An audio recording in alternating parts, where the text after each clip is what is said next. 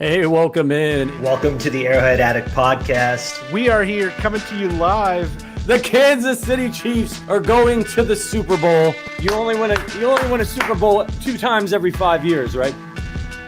Oh! The warm-up act is over. Let's bring in Melissa Etheridge, massive Chiefs fan. Melissa. Super Bowl champion, 2-time Pro Bowler, and Trent Green. Trent Green, how you doing? Hey, what's going on, guys? And he picked it up! He picked it up! He's gonna score!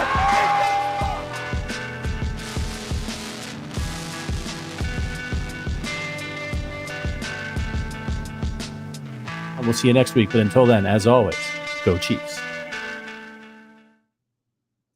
Welcome. This is Wacky Wednesday here on the Arrowhead Addict channel. I'm Adam Best, joined as always by Sterling Holmes, and producer Richard will keep us on the rails.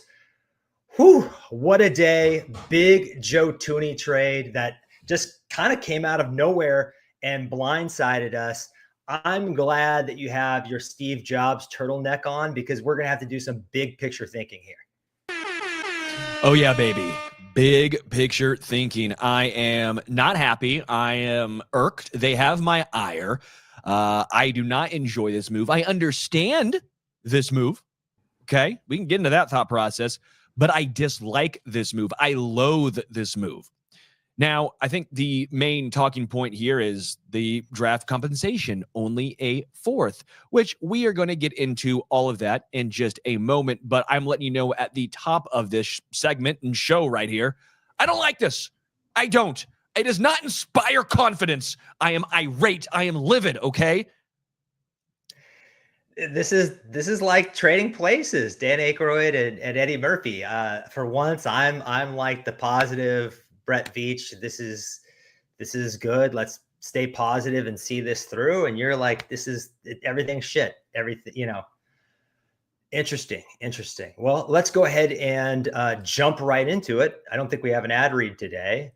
Breaking down the Joe Thuney trade. You have questions. We have questions. Let's just jump in and sort it out. I'm going to run through about kind of 8 rhetorical questions. And Sterling, you and I will just kind of bounce ideas off each other and see if we can kind of come to a conclusion about whether this deal is as fine as I think it is or as bad as you think it is. Let's dig in. First off, did the Chiefs get out right on time or too early on Joe Thuney?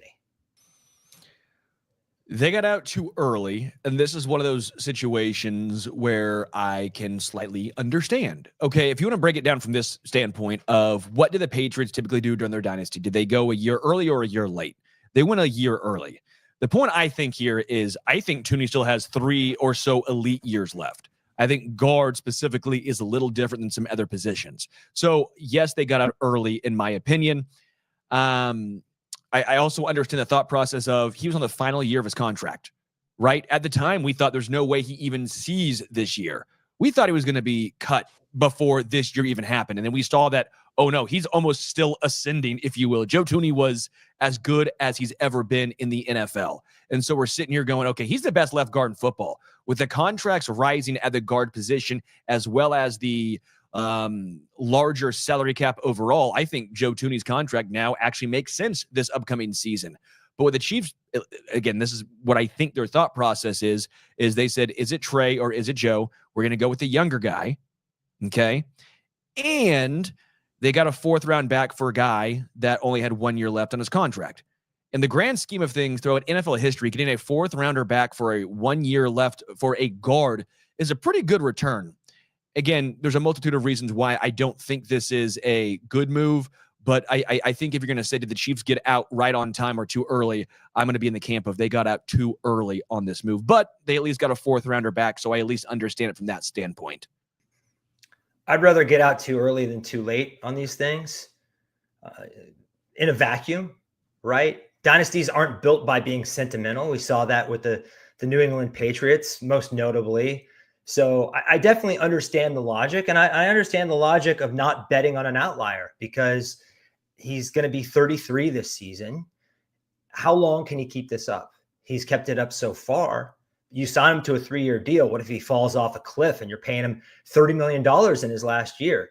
that's problematic. So they went with the young guy, and I get it. I definitely think Joe Thuney is the better player, certainly the better pass blocker. I think he's the best pass blocking guard in the league, even though Trey Smith is a much better run blocker. We'll get to that.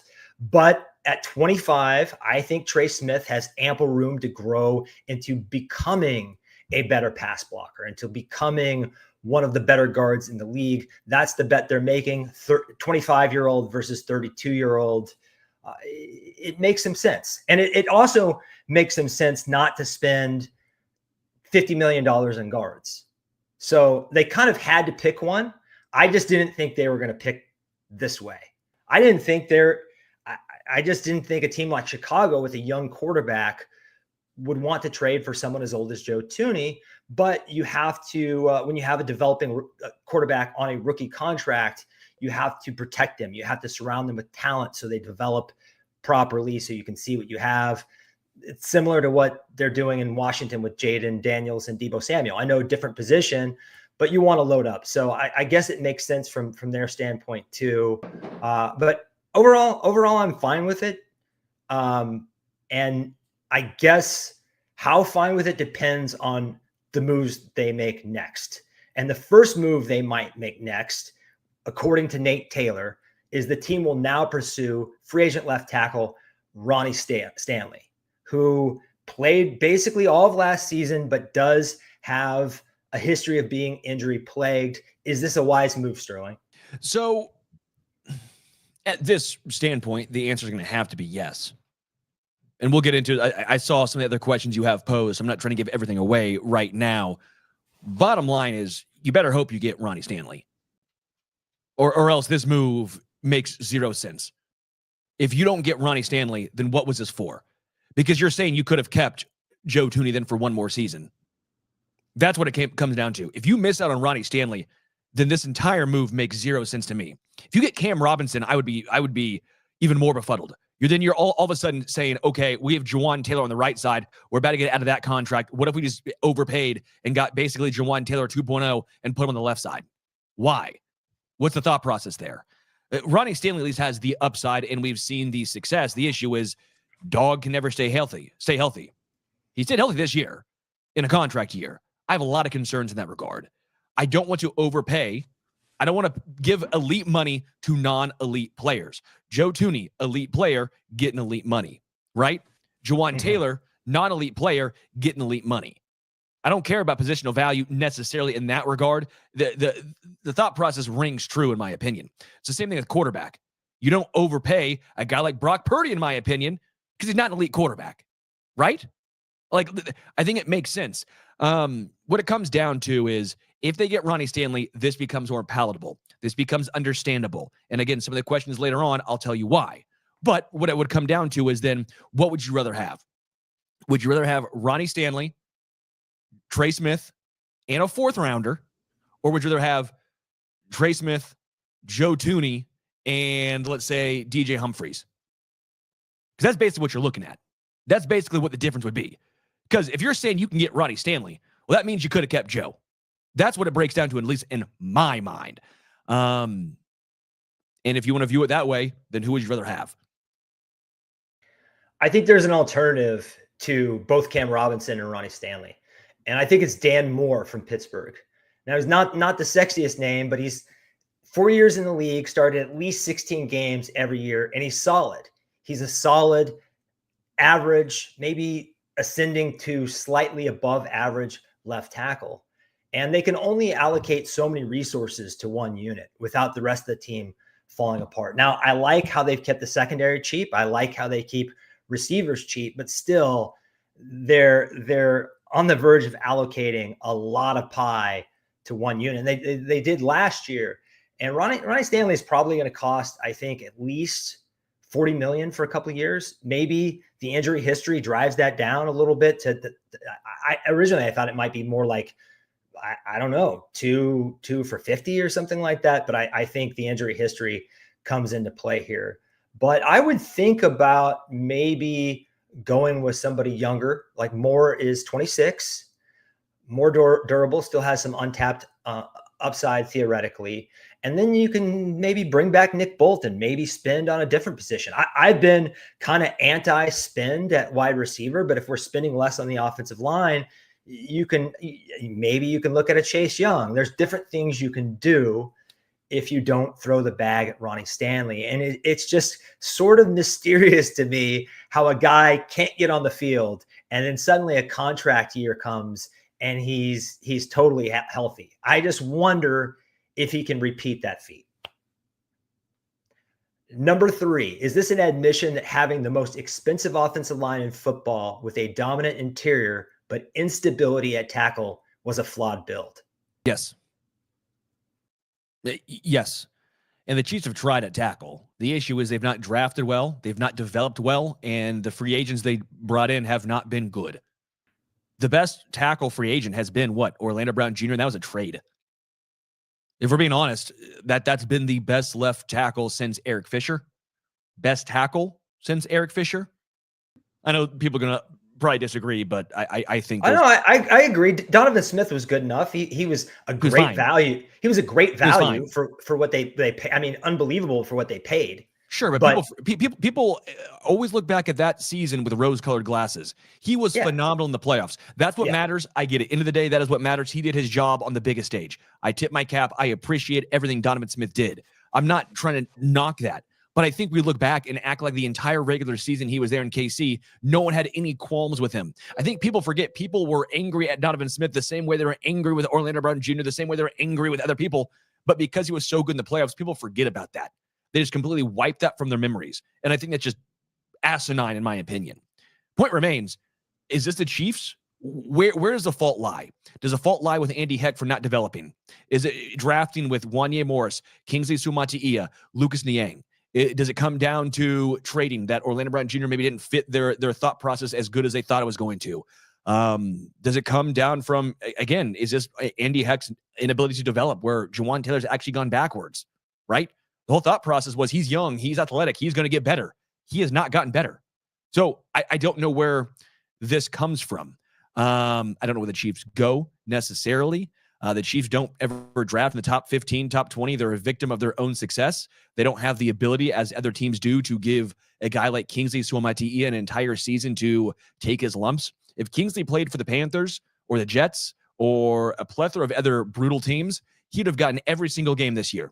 But you play for the Chiefs and you're trying for a three-peat. The Chiefs don't have the opportunity to allow him to play all 17 games and take his lumps, because then Patrick Mahomes is taking said lumps, which means the Chiefs are taking those lumps.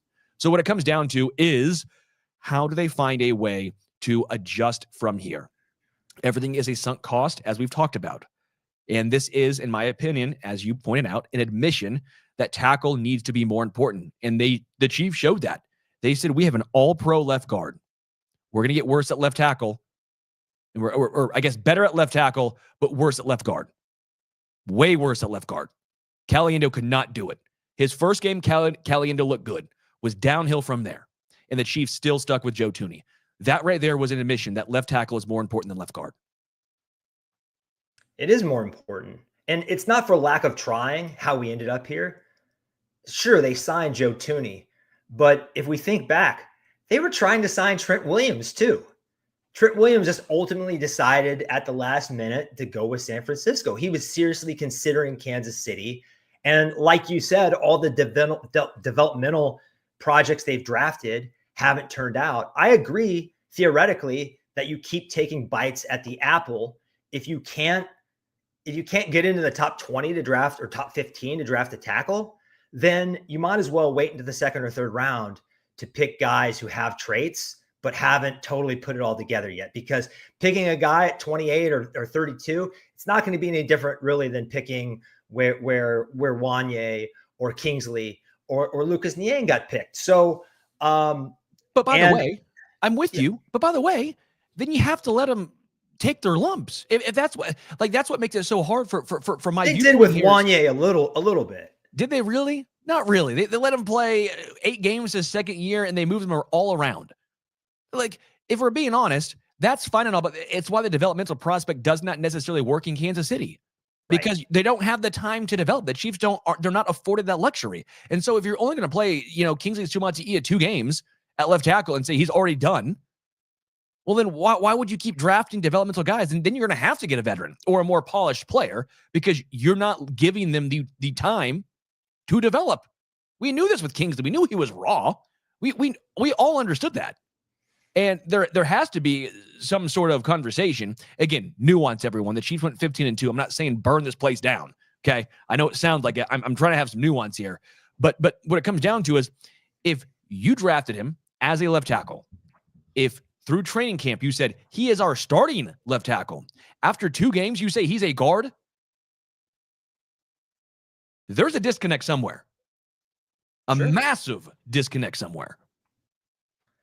And you have to wonder if part of the breakdown is an inability to kind of evaluate and scout the tackle position, because with guard and center, you can't make better selections than Creed Humphrey in the 2nd round, a future Hall of Famer, than Trey Smith in the 6th round. That's an insane, that might be the best. Well, I understand, but still, like it's a great pick.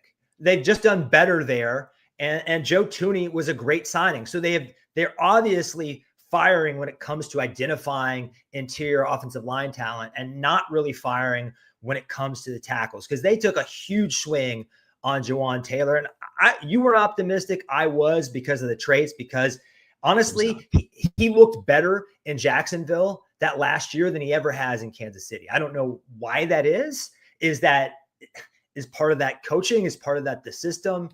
I don't know, but that seems pretty evident to me that he's maybe regressed a bit, but he definitely hasn't improved here in Kansas City. So let's talk more about Kingsley Suamataia.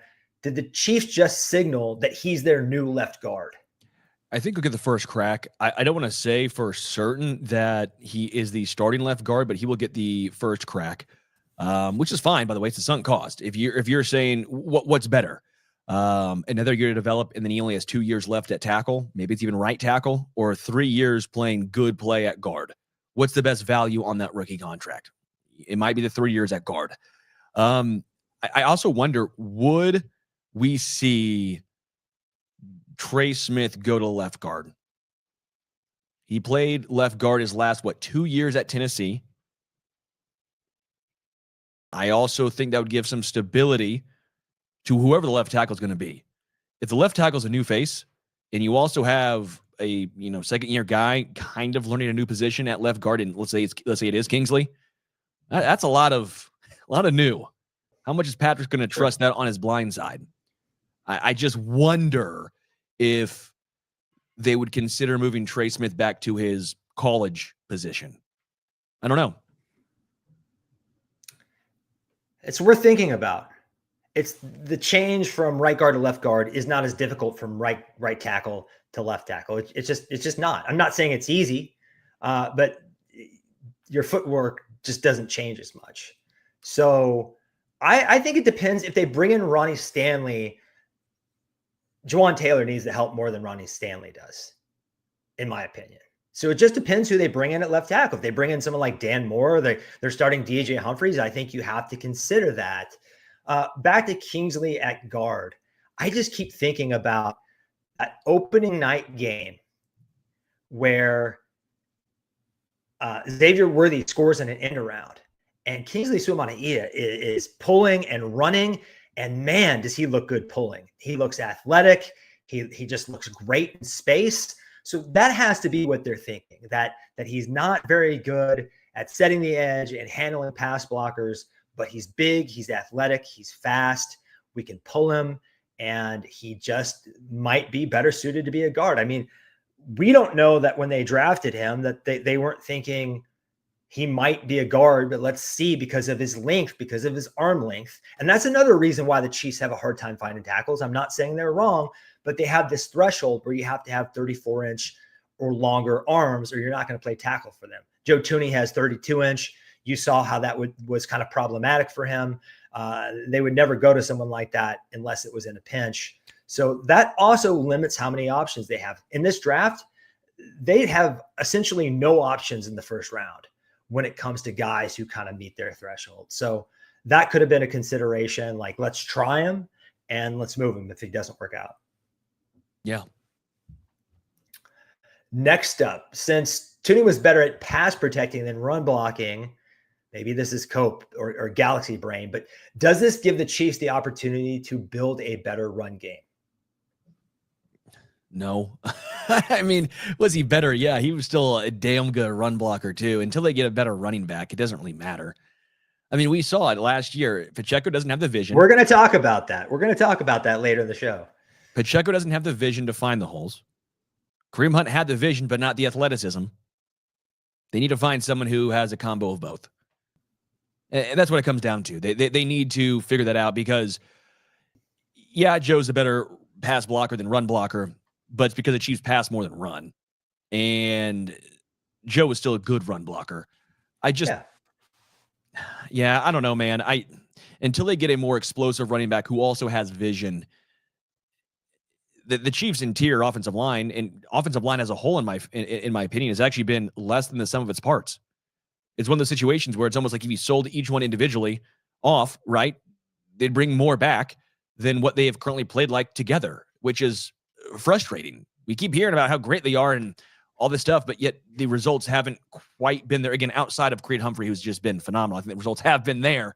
And Joe, I don't know. I have some questions, I guess.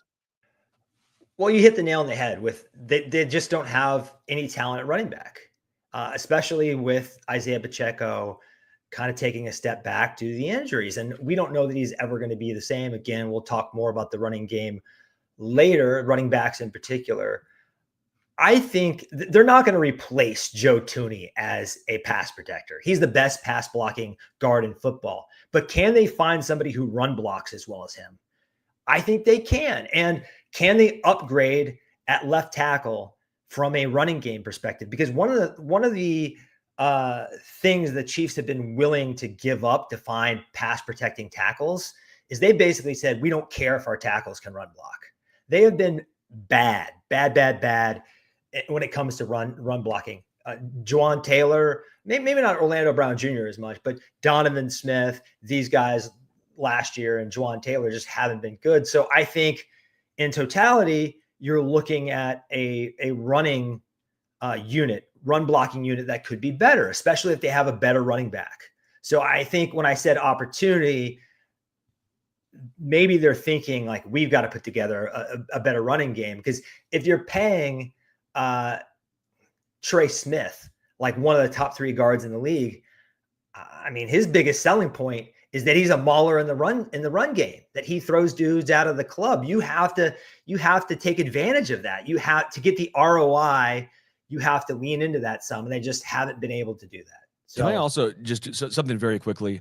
Yeah, it's something that I've been talking about for a while now, and I'm starting to get more and more. It's about the Chiefs' development of players on the offensive line and my concerns. Has Trey Smith improved since he's been in Kansas City? Because PFF would argue that he's been about the exact same player. Really, really good. This is not a knock on Trey Smith, by the way. The point is, has he gotten better? He's been the same player. A very, very good borderline top 10, bordering on top 5 guard in football. A very, very good guard. But has he improved? Or are we still having the same conversations about pass protection at times? Are we having the same conversation of penalties? He had 11 as a rookie. He had 11 his third year. He had 11 last year, penalties. He had 9 accepted penalties last year. That was 9th most of any guard in football. 9 out of like 135. I'm starting to make the case that we keep. This is not necessarily a whole knock on Andy Heck. I'm not trying to just say like fire Andy Heck, but I think we have to have a real conversation of Matt Nagy catches a whole bunch of bleep. Connor Embry, not this year, but the year prior, was the scapegoat. Why has Andy Heck skated by? He's been really good for a long time. The point I'm trying to make is he almost, are we remembering of how good he is because of things prior to the last 5 or so years? We haven't seen any sort of development with a lot of resources invested here. Again, not top 10 resources. I understand that, but resources nevertheless. I guess with Trey, we don't know how he looked when he first got into mini camps and how much work Andy Heck did to make him able to start as a rookie. That's hard to quantify, right? But I agree with you. He's kind of plateaued, and that's a very good player. And I wonder if the penalties are sort of baked in for the Chiefs, that because he's one of the most physical offensive linemen in the league and he has a nasty streak, they're just going to have to take more penalties than with other players. That would kind of be my counter. But man, when you have the same coaches in the same places for a certain amount of time, sometimes players tune them out. Sometimes things get a little stale. I think we're seeing that with the entire Chiefs offense. What I would love to see is for them to bring in a special assistant offensively who has no connections to the system or the staff. Not a West Coast guy, not from Andy Reid's tree, just an outside thinker, create more of a team of rivals, someone to challenge the way things are done. I don't think they need to be like hugely disrupted, but things just have gotten a little stale, a little complacent. And I think those are fair questions to ask about Andy Heck. Number 6 was eating 10 million in dead cap to create 16 million in space worth it. So his cap hit was something like 26 million. The Chiefs had to eat 10 million. The Bears, 16 million. They eat the rest. That's offloaded to Chicago. Man, I guess that's how you have to do it. But and I don't know. You can't really extend him and then trade him. So This is what they had to do. But you would have liked to have seen, especially with the draft pick compensation, a little bit more cap space created. This is all you can do because of the contract of how it was. So why I thought Joe Thuney actually had a good chance of being extended for the Kansas City Chiefs this offseason. I thought you could give him an extra 2 years on that, and it would lower the cap hit this year, kind of spread out that number a little easier. Chiefs didn't do that and decided to get out this year. You save 16 million, and the reason why I think you have to say you have to do it almost. The Chiefs clearly aren't ready to restructure Patrick's contract right now. They can do it anytime they want, and they don't even have to have Patrick sign off on it. That's the beauty of the contract. They're going to say, hey, Patrick, we're giving you 30 extra million right now, or not extra, 30 million up front. It's going to your bank account. It'll hit in, I think, May, because they also restructured to where the money hits in May. So they know what they can do it almost at any time up until that point, right? That's a pretty nice addition to Patrick's contract that the Chiefs decided to go back and rework with. Lovely. But it sounds like the Chiefs weren't ready to do that, and that makes me believe the Chiefs and Trey Smith aren't super close on an extension. Maybe I'm wrong, and maybe a deal comes, through tomorrow, and I'm a buffoon. I'm an idiot. I mean, I'll be a buffoon and an idiot for many reasons, and this could just be added to the top of the list. But the reason why I said they're probably not close is they were close. They could have kept Joe Thuney then, because that would have meant Trey Smith's this year's cap hit would have been lowered. If they're not close, well, you have to be league compliant, which means you have to restructure, because now, at least according, I think, it's Spot Track, they are barely cap legal right now with Joe Thuney going to Chicago because of that 16 million. If they weren't ready to restructure Patrick's contract, if that's the case, then they almost had to, or else by league year, they wouldn't have had Trey Smith because the franchise tag wouldn't have been cap compliant. So the answer almost has to be yes. And again, it goes, at least in my opinion, if I'm reading between the tea leaves, that probably means they're not super close on an extension for Trey Smith right now. Well, Nate Taylor's reporting differently. I don't know. I mean, maybe there's rose-colored glasses coming from the, inside the organization about that, but it sounds like they think they're close. Sure. And if that's the case, if they are close and they do get something done before free agency starts, I guess tampering's Monday. It for all intents and purposes, it starts Monday. So that's, I know supposedly it's supposed to start on Wednesday, but it basically starts when tampering starts on Monday morning. So they're going to have it done if they want to have ample cap space. And if they do get it done, to me, that just means philosophically, they thought they were spending too much money on the interior offensive line, and they wanted to get out from under Joe Thuney's contract before he turned into a pumpkin. Now, I don't think that's happening this year. I'm not even sure it's happening next year, but it could. It could. That pec injury was pretty serious that he sustained that made him miss the Super Bowl. I know he came back from it great. I love this from Sean. Another really good take by Sterling about him being a buffoon. I mean, that's great, Sean. Appreciate that. There you go, Sean. That a boy. Number 7, most teams see future picks as less valuable, but given the organizational stability, isn't a 2026 4th better than a 2025 5th? I'm going to jump in and kind of say, I think it is, because I think the reason why they do this thing, general managers, where if it's next year, we dock around, is because for most general managers, they don't have a year. They don't have time. They're trying to either save their job or keep their jobs. If you're Howie Roseman or you're Brett Veach, you can think in 5-year increments. Most general managers can only think about this year. And I think that's a huge advantage for the Chiefs because it allows them in the draft to like BPA, best player available. It allows them to think a little bit more long-term. A lot of other teams probably would have taken a 5th this year or whatever, would have taken worse compensation to have it be this year. I'm taking the 4th. I think a 4th has a much better chance of turning out than a 5th if you look at the odds. So I understand you'd love to have it this year as trade ammunition, and they have less picks than they usually do, but there's no reason why you couldn't use that pick to trade up this year in this draft. So are you in alignment here? What do you think about this? Yeah, 100%. I mean, obviously the Chiefs viewed Joe Thuney as a 4th because the Bears did not have a 4th rounder this year. The Bears didn't have a 4th rounder this year. So if the Chiefs were like, we want a 4th, the Bears like, we'll give you a 5th this year. The Chiefs probably said no.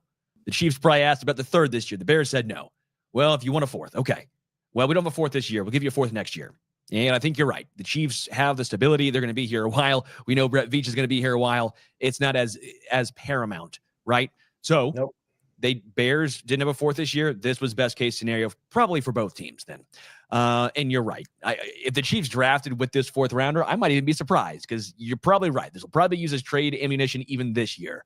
Maybe it's in the 3rd round. Let's say it's the Titans 3rd rounder. And they're like, let's trade up. And there's a guy on the board that we think that shouldn't be here at this spot. They can use next year's 4th and move up to get that guy. Just throwing that out there. I think they have more picks next year than this year. So that might be another reason to use it. I think it was a good move by KC just to make a 4th next year or a 5th this year. Give me the 4th next year. I do wonder if kind of a swap was an option. Like the Chiefs say, we give you our, our 4th for your 3rd or something like that. Yeah, I don't know. Maybe. But I think the Chiefs wanted the extra pick. Just in general, it's an extra pick versus a swap of a pick. Instead of moving up spots, right? Yeah, which is, I think people talk about the Saints a lot and why they got in trouble. One of the reasons they got in trouble is they had too much hubris as drafters. They didn't draft with humility. All they did was trade up, and they traded up into the 1st round a lot, and they gave up a lot of capital. They surrendered a lot of capital to do so. They missed and them. I think they were really feeling themselves when they hit on Alvin Kamara and Michael Thomas and all those guys, and they went on one of the most insane draft benders of all time. But I think Brett Veach knows that sometimes you're hot in the draft and sometimes you're cold, and having more bites at the apple, having more stabs at this thing is the best way to operate. So that makes sense. Take the extra pick. Number 8, is this the team creating room to get aggressive, ownership cutting cost, or somewhere in the middle? I think we have to have the Clark Hunt discussion and the cash budget discussion as part of this entire trade. Again, I think it's fair. What would the Eagles have done? Eagles would not have let Joe Thuney walk, as we just saw by them re-signing Zach Bond for a huge contract, 3-year, $51 million, right? I mean, what would the Eagles have done? Eagles would have found a way. There's always a way. Always there's a way. The Chiefs, I'm not saying are being cheap because I don't think they're not the Bengals, right? Which, oh my gosh, the Bengals, they're in a tough situation. With the deal that Max Crosby got and Jamar Chase, as they've already said, he's going to be the highest paid non-quarterback. Well, that market just got higher because of the AAV of Max Crosby. What do you think Trey Hendrickson is going to want now? Okay, we'll find out. So not great there. The Chiefs aren't in that situation either. There was a way it was a tough way for KC to get a deal done with both Trey Smith and Joe Thuney. They chose the younger player. Makes sense. They got a 4th rounder back. Makes sense. Understand. But there was a way. I don't know if it's them being cheap, but I think it's definitely something in between of let's try and see if we can get younger. Let's see if Kingsley can do it. Because if Kingsley can play a good left guard and you have that cost controlled right there, that now gives you $16 million more to work with somewhere else. If you restructure Patrick Mahomes, of course. And people are assuming that Trey is going to play on some giant number this year. If you look at Creed Humphrey's contract, this is the 2nd year of his new deal, and he's making like 10 or 11 million. His contract doesn't start moving up, ballooning until next year. So I think they're going to get Trey Smith cost controlled this year, maybe around $10 million. The question is, will it come soon enough? And are the Chiefs just playing hardball with him because they know they have a cash budget? They know they're not going to be big players in free agency other than a left tackle. It's just a little worrisome to me. It's a little worrisome to me, the way they don't use void years. And we're not saying they have to be the Eagles. What would the Eagles do is an interesting rhetorical question. But what would Detroit do? What would Baltimore do? What would Buffalo do? These teams that aren't quite as cavalier with the cap, but are still willing to push it far more than the Chiefs do. Well, and that's a great point. The Eagles are not the correct team to use because they're first. They had we did this conversation a couple weeks ago, and they were $390.4 million, while the Chiefs were like 1.89 or something like that, right? Huge difference. Mm-hmm. But then you looked at teams in that 10 to 15 range, and it was Detroit, it was Baltimore, and it was the Bills. The Bills, a big one of that was Von Miller, right? That was the big one with the void years was Von. I don't know in the Ravens of a certain player who that would have been for the void years, and I don't know for Detroit necessarily for the void years. They just kind of use it. They sprinkle it in, I think. And so, yeah, that's probably a better answer. I think even those teams more than likely would have kept Joe Thuney. And what does that say about the Ravens wanting to move on from Ronnie Stanley? Well, the Ravens just do this. They let guys walk. They are the masters of the compensatory pick for, the comp pick formula. They gobble up comp picks like no other franchise in the NFL. So I think that's always part of their arithmetic there, that they're going to let guys walk. They're going to trust themselves to draft and develop because they have more picks than anybody else. So if it was another team letting Ronnie Stanley walk, and I am very cautious about Ronnie Stanley.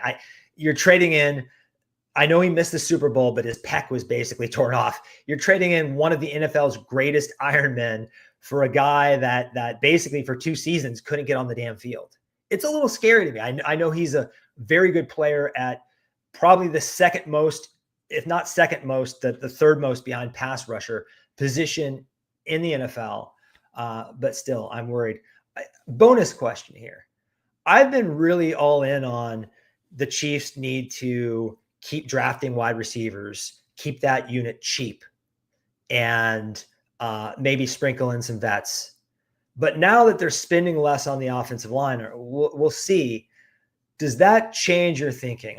DK Metcalf is now on the trade block. Chiefs fans are obsessed with him, obviously because the history of McCole Hardman and all that. But I figured I'd be remiss if I didn't at least throw out the possibility of going out and getting a guy like that or Ayuk. I think I'm still against it, but would love to hear where you stand.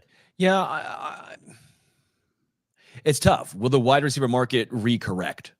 Because there are so many talented wide receivers, especially on rookie deals.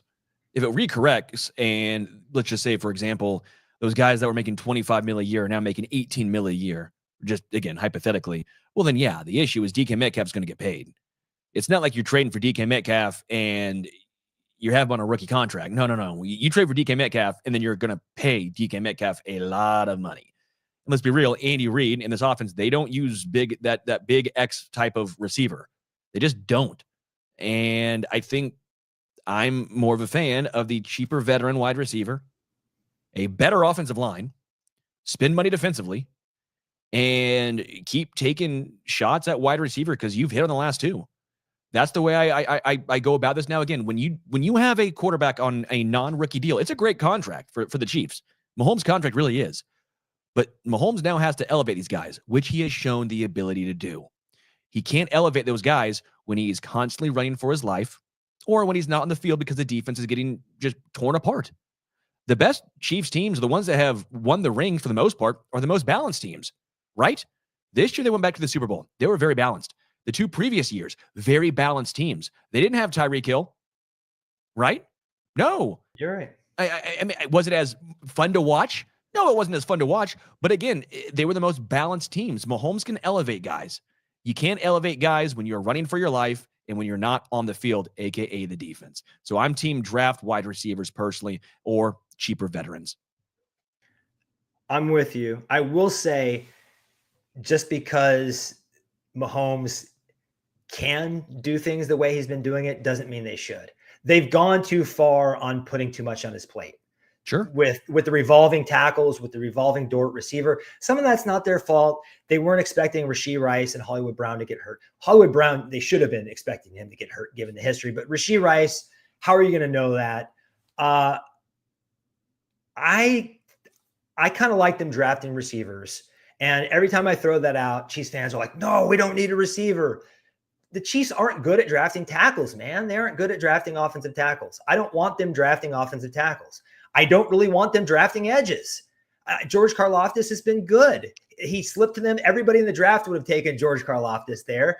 But FAU and defensive line overall, Breeland Speaks. I mean, I still think about Breeland Speaks all the time. Unfortunately, I do. So I would rather have the Chiefs draft receivers. They figured that out. Draft the secondary. Best. It's a sunk cost. I know, but draft secondary. Nobody is better at identifying secondary talent than the Kansas City Chiefs. There are certain positions that draft a linebacker. You've been doing well at drafting linebackers. Willie Gay was okay, and Nick Bolton has been awesome. Leo Chanel, for where you got him, 3rd round, has been very good. So I think they need to kind of self-scout and figure out these are the positions we don't draft well. So we're gonna go pick up offensive tackles and edges in free agency. And then we're going to keep reloading on the things we do well, the things we identify well in the draft.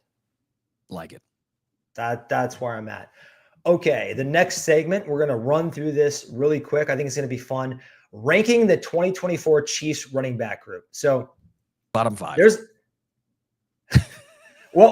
I can tell you we're going to be samesies on this.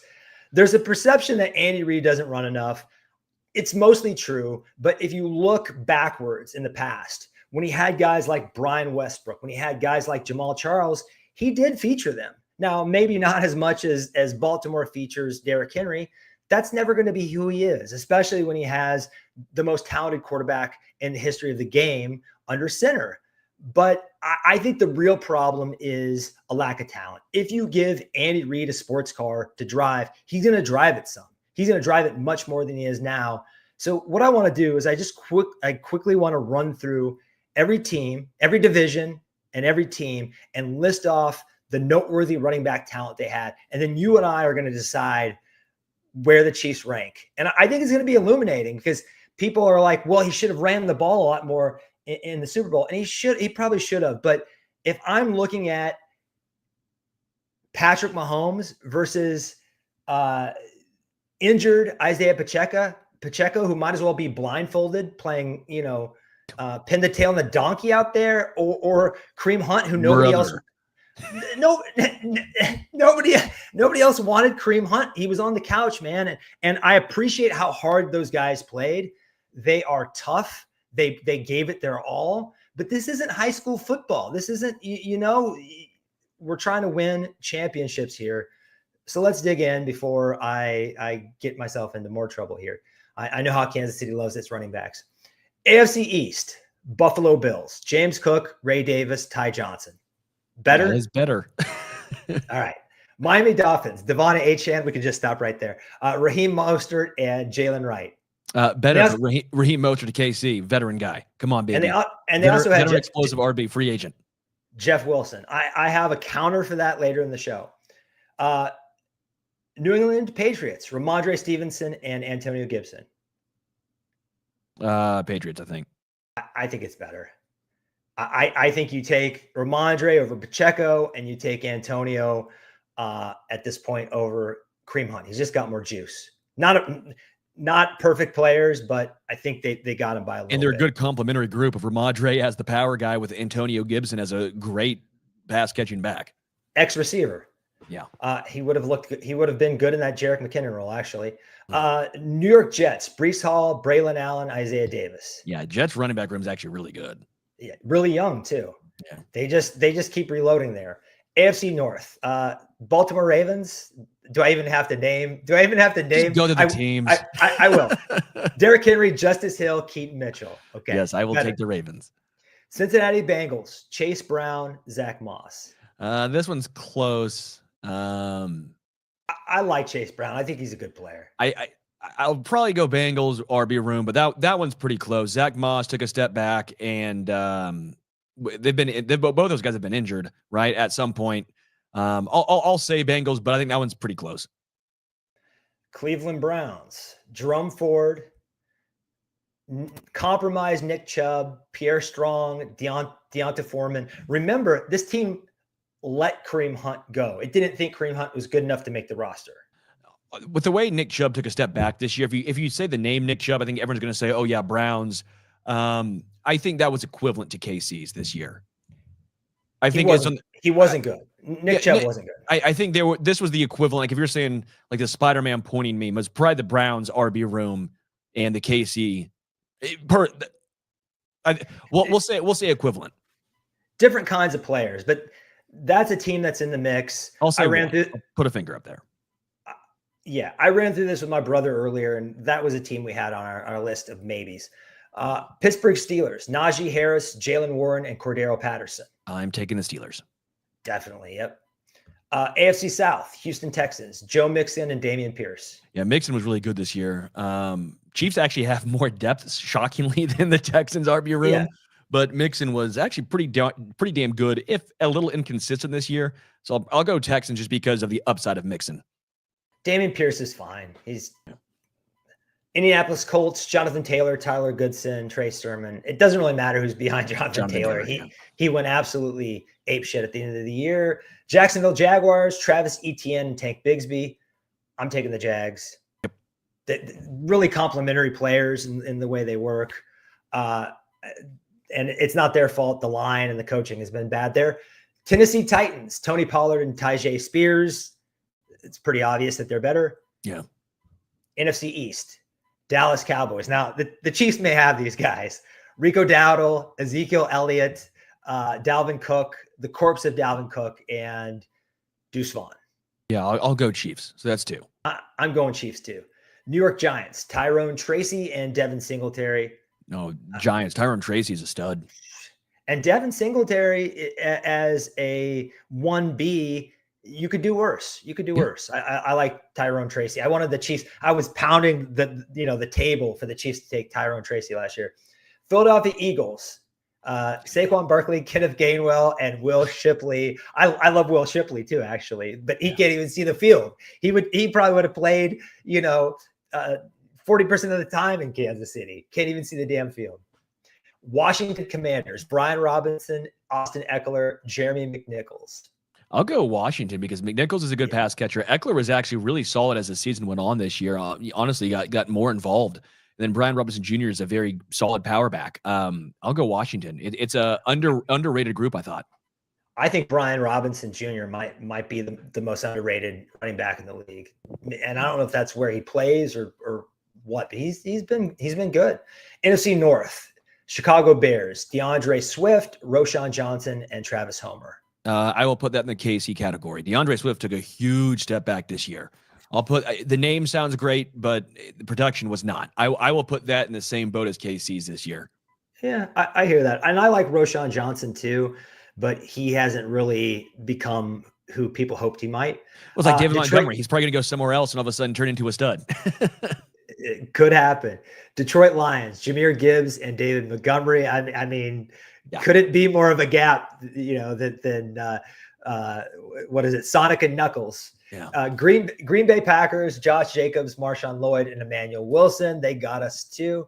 Yep. Minnesota Vikings, here is my guy, Aaron Jones. I wish we signed him last year. He would put him in the Jerick McKinnon role, and now you're cooking with gas. But they've got Ty Chandler, Cam Akers, better, right? Yeah. Yeah.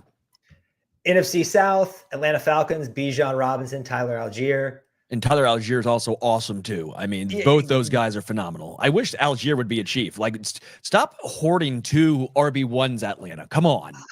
I know they're not the only team that has done that. We just talked about Detroit, and we're going to hit another one here pretty soon. Carolina Panthers. I like that the Carolina Panthers have kept taking swings at the running back position. Chuba Hubbard, Jonathan Brooks, Miles Sanders. So on paper, you're going to say Panthers. Production this year, though, is probably equal to KC. I'll put that as a 4. Is that 4 or 3? That's 3, I think. I think 3. Jonathan Brooks, we think is all going to be good, but he was injured the majority of the season. Miles Sanders is no longer good at all. Chuba Hubbard, though, had a very, very good year.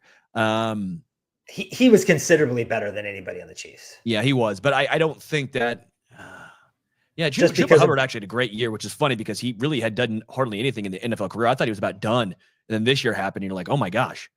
Looks like he probably thought Jonathan Brooks was going to take his job, and he said, I'm going to hold you off as long as I can. You know what? There were some efficiency numbers. I've been keeping my eye on him in fantasy because there were some signs if you squinted and looked hard enough. But I think they knew Jonathan Brooks was hurt coming in. So if you want to call them even, maybe I can hear it. New Orleans Saints, Alvin Kamara, Kendre Miller, Jordan Mims. One more time. Alvin Kamara, Kendre Miller, Jordan Mims. It really, Alvin Kamara alone. Yeah, we'll go Saints. Guys following them, though, are not great, though. No, they're not. Kendre Miller is all hype at this point. Yeah. Tampa Bay Buccaneers. Bucky Irving was unfreaking believable last year. Just thank you, Dynasty League. Phenomenal, man. And catching and running the ball. And he's after CEH was drafted, I had this thing where you can't be small and slow and be a running back, but apparently he and Kyron Williams have proved that you can. It's not all about athleticism. It's about, vision and all these other things, patience. Rashad White, Kansas City boy, he would look good. If the Chiefs want to pull off a cheap trade, I've been kind of preaching about that. And Sean Tucker, that's a good 3-back room. Yeah. NFC West, Arizona Cardinals, James Conner, Trey Benson, Amari DeMarcado. James Conner is better. Man, that guy's a beast. But the rest, wonder. The rest is not great. Trey Benson had some moments, and he was a rookie. Yeah, Los Angeles Rams, Kyron Williams, Blake Corum, Ronnie Rivers. Yeah. You get him just on Kyron. San Francisco 49ers. This list is crazy. Christian McCaffrey, Jordan Mason, Isaac Orendo, Elijah Mitchell, and Israel Abanikanda. And every single one was good. It doesn't matter. Is it the back of the offensive line of the scheme? The answer is yes. But it's also just a commitment to the running game. They know where their bread is buttered. They know what's going on in the NFL right now. And they know that if you run the ball well, it's going to open up the deep passing game for Brock Purdy. And it has. I think he led the league in yards per attempt last year. The last one's easy. Seattle Seahawks, Kenneth Walker, Zach Charbonnet. Really, do you need Zach Charbonnet when you have Kenneth Walker? It hardly seems fair. Well, yes, you do, because Kenneth Walker is always injured. So, yes, the answer is yes. So when it comes down to it, the Chiefs are probably 29th running back room. Around there. Bottom. The most charitable interpretation is bottom 5 or 6. And that's just not going to cut it. And what I would like to see them do, I don't know if it's via trade or someone like Raheem Mostert or Aaron Jones, Travis Etienne might be available, is bring in a veteran pass catcher who can pass protect and is used to the speed and being in complicated offenses. Because if you're going to draft a running back, and I think they should draft a running back, you can't expect them to pass protect for Patrick Mahomes as a rookie. You want to bring them along to being a dual purpose, all purpose stud running back, a little bit more slow than that, I think. So that would be my plan. I also think that veterans are going to be extremely cheap this year because everyone knows how good of a running back class this is. So you might be able to get a discount. And Diana Rossini of The Athletic said that the Chiefs are going to probably be shoppers for a veteran running back. So keep that in mind. Sterling, let's get us out of here. What's spinning for you right now? R.L. Burnside. I don't know if anyone knows who R.L. Burnside is. He was an old kind of blues singer, guitarist, didn't get popular until like 1995. And he was like 70 years old at that point. Had a song called Someday Baby that's just badass, really unique, really cool, really different. I'd check it out if I were you guys. I like R.L. Burnside. I've kind of gone through it. Interesting, different, but yeah, really kind of been in a groove listening to that. And that song in particular, Someday Baby, off of the album A Bothered Mind. I'm going to write that down. It's funny how that happens. I think that happened with Charles Bradley too, how you kind of sing and make music all your life and you don't really hit until your advancing years, but pretty cool. For me, it is Run the Jewels. Just been terrorizing Run the Jewels.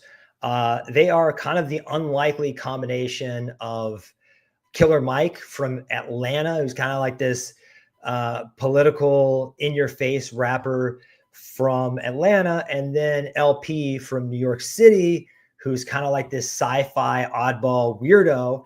And when they first came together, or when I first heard about it, it just didn't make sense. It was like peanut butter and mayonnaise. But actually, when you put the sandwich together, two elements couldn't fit together any better than these guys fit. They're just perfect. They like. I still don't want to eat a peanut butter and mayonnaise sandwich. No, have you actually had guys? Best. Have you been eating peanut butter and mayonnaise? No, but Will Levis probably has, right? You know about him, right? He puts the mayonnaise in his coffee. He eats bananas with the peel on. I mean, just anyway. Run the Jewels. They have four albums at this point. They're coming up with a fifth at some point. I think maybe this year, hopefully. So that would be my recommendation. All right, guys. Thank you for helping us sort out this crazy Joe Thuney trade that none of us saw coming. We really appreciate everybody in the chat. If you dig Arrowhead Addict, here are a few ways you can help us out and hook us up. First off, subscribe to this channel here on YouTube. That way you never miss a show, you never miss a vid. If you're an audio listener, Spotify, but particularly Apple, please consider leaving a 5-star review. That helps us out a ton. And if you ask a question, we will answer that on Thursday's OG Hour with either me and Patrick Allen or Patrick Allen and Matt Verderam. Be sure to check out the mothership, arrowheadaddict.com. We have Matt Connor always has the gang bringing it, and Price Carter has his draft board. Our own draft guru is really working overtime to make sure you're in the know about this draft class. So be sure to check all that out. Join us live next Wednesday, same bat time, same bat channel, 5 p.m. Until then, go Chiefs.